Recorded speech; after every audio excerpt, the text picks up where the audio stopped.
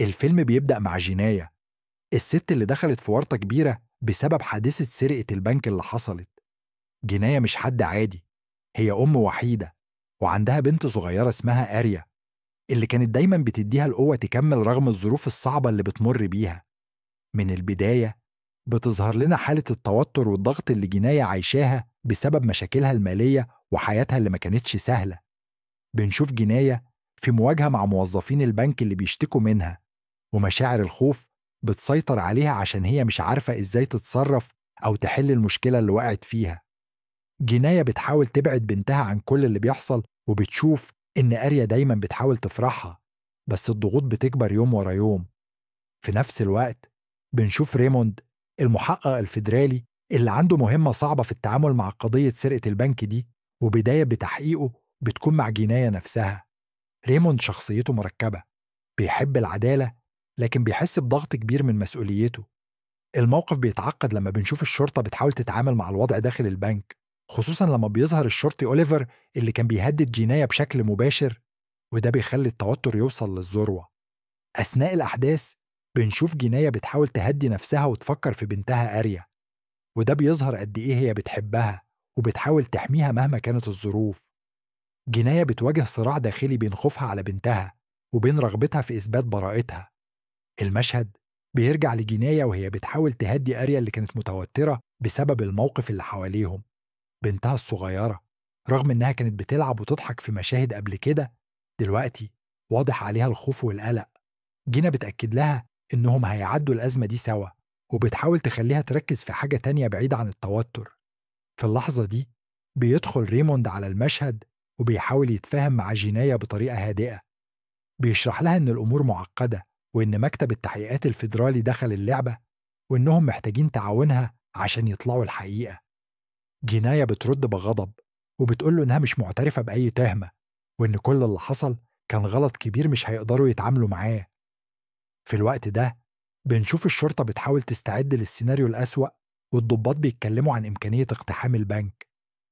برايس، المسؤول الكبير في مكتب التحقيقات، بيأكد إنه ما عندوش خيار تاني بعد ما الوقت مضى كتير والموضوع ما اتحلش بالهدوء. جناية رغم توترها بتبدأ تكتشف تفاصيل جديدة عن الشرطي أوليفر، وبتطلب من ريموند إنه يوريها صورته عشان تأكد إن الشخص اللي كان بيهددها هو فعلا هو. ريموند بيوعدها بإنه هيحاول يرجع لها الشبكة علشان تستخدم الموبايل بتاعها وتتواصل. المشاعر بتتصاعد لما نيكول، الموظفة اللي بتساعد جناية، بتظهر وهي بتحاول تدعمها وتطمنها. نيكول بتكون حريصة على سلامة جناية وبنتها، وبتتدخل بشكل عملي عشان تساعد في تهدئة الوضع. بنشوف بعد كده جناية وهي بتتلقى مكالمة من والدتها، ودي بتزيد من توترها لأنها بتعرف إن الشرطة بتتفقد بيتها، وكأنها مش بس في ورطة في البنك لكن حتى في حياتها الخاصة. في اللحظة دي الحقيقة المؤلمة بتطلع لما جناية تكتشف إن آريا بنتها ماتت بالفعل، وإن كل اللحظات الحلوة اللي كانت بتتخيلها معاها كانت مجرد أوهام وذكريات بتعيشها في حالة من إنكار الواقع. بعد ما جناية بتواجه الحقيقة الصعبة وفقدان بنتها آريا، الدنيا بتتقلب حواليها. مش بس هي فقدت آريا، لكن كمان نفسها بدأت تنهار وسط ضغط الشرطة وأحداث البنك. ريموند ونيكول بيبقوا جنبها دايما، بيحاولوا يساندوها ويوقفوا جنبها، خصوصا نيكول اللي بتوعدها إنها هتخليها تبقى كويسة على قد ما تقدر.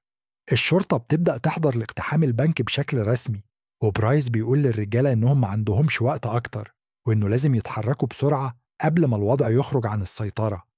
جناية بتقاوم وبترفض تخرج إلا لما تكون مع نيكول عشان تحميها، وبتأكد للكل إنها مش هتسيب المكان بسهولة. ده بيخلي الضغوط تزيد، والكل بيستنى اللحظة اللي هيتم فيها الاقتحام. المشهد بيتحول لحالة من التوتر الشديد داخل البنك. جناية بتبقى متوترة، بتعيش كل لحظة وكأنها النهاية، وبتحاول تحتفظ بهدوءها رغم الألم اللي جوه قلبها. نيكول بتكون حواليها بتحاول تهديها وبتقول لها إنهم هيطلعوا من الموقف ده سالمين. لكن فجأة الشرطيين بيقرروا يقتحموا البنك، وده بيخلي الأمور تتعقد أكتر. الرصاص بيبدأ يطلق والصراخ بيعم المكان، وجناية بتتعرض لإصابات. في اللحظة دي بنشوف انهيار كامل للحالة النفسية والعاطفية لجناية. لكن في نفس اللحظة دي جناية فجأة بتصحى من حالة التخيل، بتلاقي نفسها مش في البنك، لكن في مكان آمن. بتفهم إن كل اللي حصل كان حلم أو هلوسة، وإنها كانت بتعيش في حالة إنكار عميقة للحقيقة. نيكول بتقرب منها وبتطلب منها إنها تخرج معاها بهدوء، وبتقول لها إن الوقت جه تتقبل واقعها، وإنها مش لوحدها دلوقتي. جناية بتستسلم، بتطلع مع نيكول والشرطة، وهي فاهمة إن حياة جديدة بدأت بعد الألم ده كله. بعد ما جناية بتطلع مع نيكول والشرطة، بتبدأ رحلة جديدة صعبة ومليانة تحديات. جناية بتواجه حقيقة وفاة أريا بشكل رسمي، والصدمة بتخليها تدخل في حالة حزن عميق، وفي نفس الوقت بتبدأ تدرك إنها لازم تواجه مشاكلها من غير هروب. في السجن، جناية بتلاقي صعوبات كبيرة، مش بس بسبب الحزن والخسارة، لكن كمان بسبب الناس اللي حواليها، والتعامل القاسي من بعض السجينات، والحالة النفسية اللي مش مستقرة. لكن مع الوقت بتبدأ تبني علاقات بسيطة مع ناس في السجن، منهم نيكول اللي بتستمر في دعمها بشكل كبير. في اللحظات دي بتبدأ جناية تفكر في مستقبلها وفي بنتها اللي فقدتها، وبتحاول تحط خطة ترجع بيها حياتها لطريق تاني. بتقرر تركز على نفسها وعلى العلاج النفسي اللي محتاجاه، وبتبدأ تعالج جروحها الروحية ببطء. في الوقت ده، برايس والشرطة الفيدرالية بيتابعوا التحقيقات في السرقة، وبيكشفوا أكتر عن شبكة معقدة وراء الأحداث. بيكتشفوا إن في ناس تانية كانت متورطة أو مستفيدة من الحادثة دي. ريموند ونيكول بيستمروا في عملهم، وبيحاولوا يحافظوا على أمان جناية رغم كل الظروف، وبيراقبوا تحركات برايس اللي بيظهر إنه مش دايما بيشتغل بطريقة قانونية أو أخلاقية. المسلسل أو الفيلم بيختم بنبرة أمل رغم الحزن.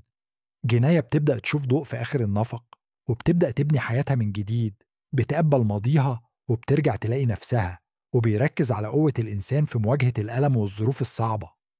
بعد اقتحام الشرطة للبنك ومقتل جناية في المشهد اللي كان مفاجئ وصادم، بنرجع للحظة الحقيقة اللي كانت مخافية عن الجميع. بنتعرف إن أريا بنت جناية ماتت بالفعل من فترة بسبب نوبة صحية في المستشفى، وجناية كانت عايشة حالة إنكار رهيبة. كل المشاهد اللي شافها فيها أريا كانت في خيالها وتأليف من عقلها عشان تقدر تتحمل الألم والوحدة اللي كانت فيها. نيكول كانت بتحاول تدعم جناية طول الوقت، تعرفها بالواقع وتحاول تخرجها من دوامة الإنكار، لكن جناية كانت رافضة تصدق. في النهاية بتقبل الحقيقة وتبدأ تواجه الألم، وده بيخليها تبكي بحرقة على بنتها اللي فقدتها. في نفس الوقت الشرطة بتكمل التحقيقات وبتبدأ تفك خيوط القصة أكتر. ريموند بيشتغل على كشف تفاصيل الشرطي أوليفر اللي كان مصدر تهديد لجناية، وبرايس بيحاول يضغط عليهم عشان يسرعوا في اقتحام البنك، لكنه بيبان إنه مش مهتم بمصلحة الضحايا بقدر ما هو مهتم بإنه يخلص القضية بأي طريقة. جناية ونيكول بيكونوا محاصرين جوه البنك، وبتحصل لحظات توتر كبيرة بين الناس الموجودين. جناية بتحاول تحافظ على هدوءها رغم كل اللي بيحصل حواليها، وبتظهر قوتها في التعامل مع المواقف الصعبة. الشرطة بتصلح الموبايل لجناية وبتبعت لها صورة أوليفر، وده بيخليها تتأكد إن التهديد اللي كانت بتتعرض له حقيقي، مش خيال أو هلوسة. بتطلب من ريموند يساعدها عشان تأمن نفسها، ونيكول بتقف جنبها بكل قوة. في اللحظة اللي بيبدأ فيها اقتحام البنك، بنشوف مزيج من الفوضى، الخوف والتوتر، وجناية بتكون مستسلمة للواقع وبتحاول تخرج من الموقف بأقل خسائر ممكنة. في نهاية الفيلم بنشوف جناية وهي بتتقبل موت بنتها، وبتقرر تبدأ صفحة جديدة في حياتها. رغم الألم بتظهر شخصية قوية عندها رغبة في التغيير والتعافي. نيكول بتقف جنبها وبتوعدها إنها مش هتسيبها لوحدها، وبتساعدها تتواصل مع الناس اللي حواليها سواء في السجن أو خارجها.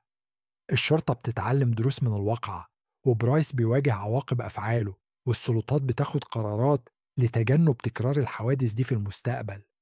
الفيلم بيختم بمشهد يعبر عن الأمل، عن إن الحياة رغم كل التحديات والألم ممكن تدي فرصة جديدة لكل واحد فينا عشان يبتدي من جديد. بعد ما جناية بتخرج من البنك مستسلمة، بنشوف صراعها الداخلي اللي بيزداد مع مرور الوقت. هي مش بس خسرت بنتها، لكن كمان فقدت ثقتها في كل اللي حواليها.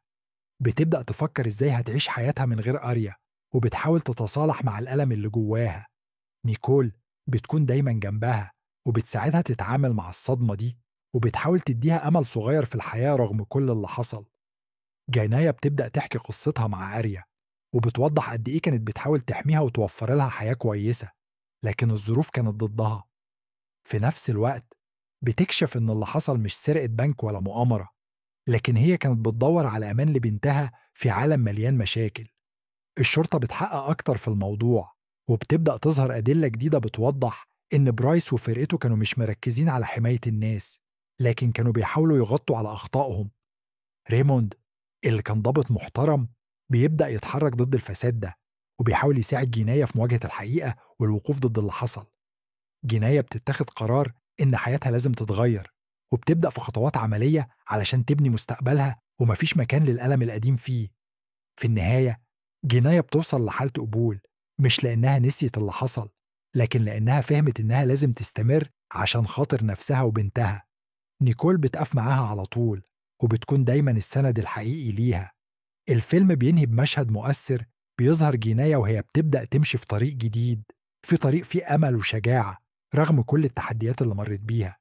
وبكده بنكون وصلنا لنهاية قصة الفيلم اللي كانت مليانة توتر، دراما، وأحداث مشوقة من أولها لآخرها. قصة جيناية واللي عاشتها مع بنتها أريا بتخلينا نفكر كتير في قيمة الأمل والقوة في أصعب الظروف.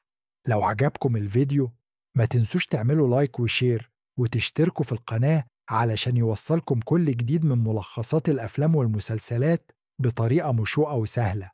اسم القناة ريكابتريكس. شكرا لمتابعتكم، واستنونا في فيديوهات جديدة قريباً.